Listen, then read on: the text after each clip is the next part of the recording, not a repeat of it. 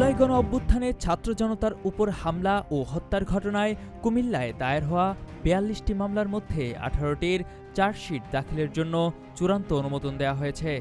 এর মধ্যে রয়েছে ৭টি হত্যা মামলা এবং হামলা মারধরসহ অন্যান্য অভিযোগে দায়ের করা ১১টি মামলা।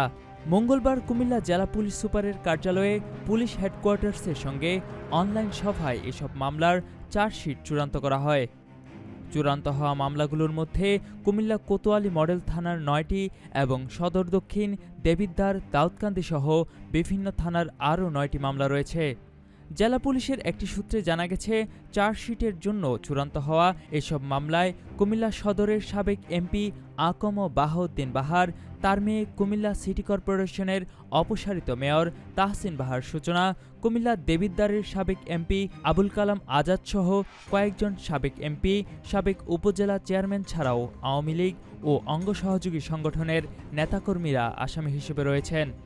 পিডি শ্রেণীর পাসপোর্ট নিয়ে সাবেক এমপি বাহার এখন ১ মাস করে মালয়েশিয়া ও নেপালে পলাতক রয়েছেন এবং তার মেয়ে ভারত থেকে বিতাড়িত হওয়ার পর মালয়েশিয়ায় স্টুডেন্ট ভিসায় রয়েছেন। সাবেক এমপি আবুল কালাম আজাদ ইউরোপে পলাতক রয়েছেন। সাবেক এমপি বাহারকে ইতোমধ্যে দুটি ফেসবুক লাইভে দেখা গেছে। সাবেক এমপি আবুল কালাম আজাদকেও ফেসবুকে দেখা যায়। কুমিল্লায় জুলাই গণ অভ্যুত্থান ঘিরে মোট ৪২টি মামলা হয়েছে।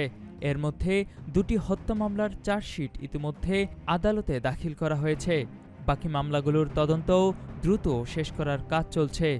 কুমিল্লার পুলিশ সুপার মোহাম্মদ আনিসুজ্জামান জানিয়েছেন, চট্টগ্রাম রেঞ্জ ও পুলিশ হেডকোয়ার্টার্সের মনিটরিংয়ের মাধ্যমে মামলাগুলোর অগ্রগতি তদারকি করা হচ্ছে। কুমিল্লার কাগজ, নিউজ ডেস্ক।